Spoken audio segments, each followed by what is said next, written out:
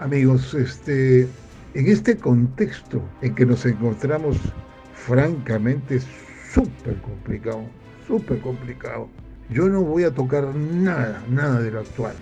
Simplemente voy a tomar un caso que ha sucedido en el Perú y que me he quedado pasmado, pues tratando de conversar con una serie de millennials, de jóvenes, les he preguntado sobre Augusto B. Leguía y nadie tiene la más mínima idea de quién fue este señor. Y este señor fue importante. Y así como ahora hay tantas divisiones sobre personajes, Perú ha tenido lo mismo con Leguía. Gente que lo apoyaba y gente que lo odiaba, como es el caso de el califa Nicolás de Piérola o Andrés Averino Cáceres, que es el ídolo de Antaurumala, y en fin, tantos personajes que le han hecho a la historia de este Perú tan complejo, lleno de frases de que realmente somos tanto y somos nada. Por eso es que yo recomiendo, en el internet tienen ustedes una Wikipedia de Leguía. Creo que vale la pena que la lean. También hay algo sobre el onceño de este señor, que fue su época. Él se llamaba Augusto Bernardino Leguía. Y entre 1919 y 1930 gobernó. Entonces, esta época se caracterizó por el desplazamiento del civilismo como fuerza política predominante, el culto a la personalidad y un estilo de gobierno dictatorial y populista. En lo económico se dio una apertura considerada por algunos autores excesiva, sobre todo al capital extranjero, especialmente al de los Estados Unidos. Leguía fortaleció el Estado, inició la modernización del país y emprendió un vasto plan de obras públicas impresionante, todas financiadas mediante préstitos y cuyo fin inmediato fue festejar apoteósicamente el centenario de la independencia del Perú en 1921. Es impresionante, ¿no? Es impresionante.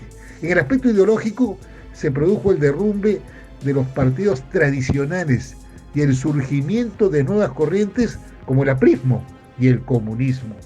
Leguía había ya sido presidente constitucional entre 1908 y 1912. Su segundo gobierno, iniciado en 1919, se prolongaría por 11 años, ya que tras sendas reformas constitucionales se reeligió en 1924 y en 1929. Por eso se le conoce como el oncenio y también como Patria Nueva. Su final fue terrible. Solamente comentaré la parte escrita sobre su fallecimiento. Bueno, la crisis del año 29 fue una cosa espantosa, como muchos conocemos. Esa crisis nos llevó a una increíble Segunda Guerra Mundial y a la hegemonía de hasta ahora el país más poderoso del mundo, que son los Estados Unidos, que en el año 44 en Bretton Woods nos meten el dólar como moneda oficial. En el 71 a 73 nos cambian la regla de juego y bueno, eso es lo que estamos viviendo hoy en día. Pero en el 19 esta crisis tuvo efectos gravísimos en la economía nacional peruana.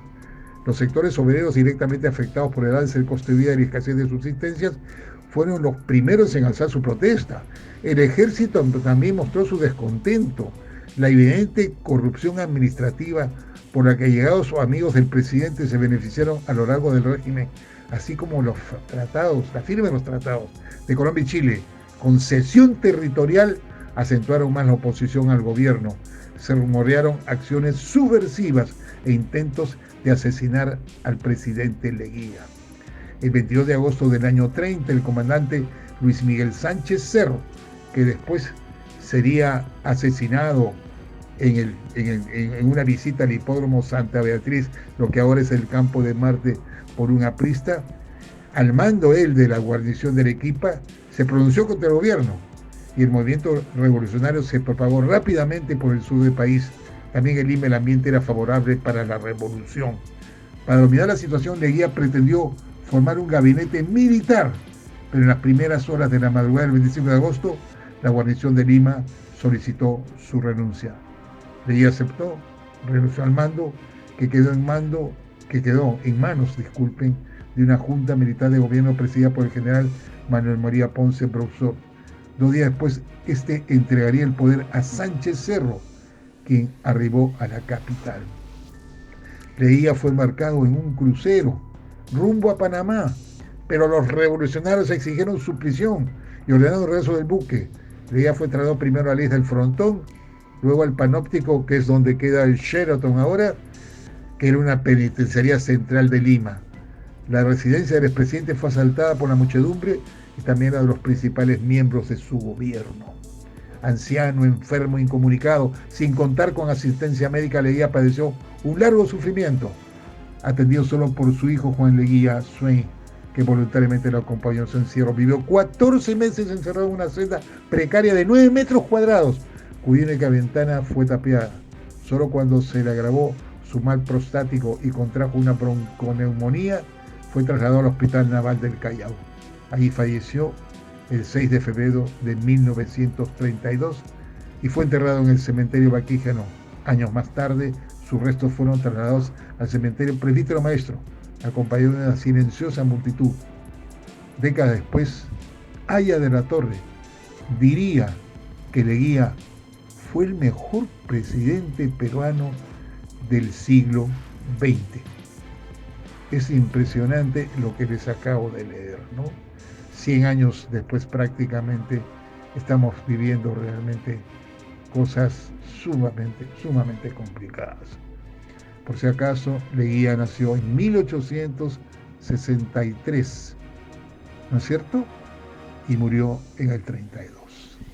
Lean de todas maneras lo de Josefina Barrón e investiguen un poco más. Entren un poco más en la historia peruana.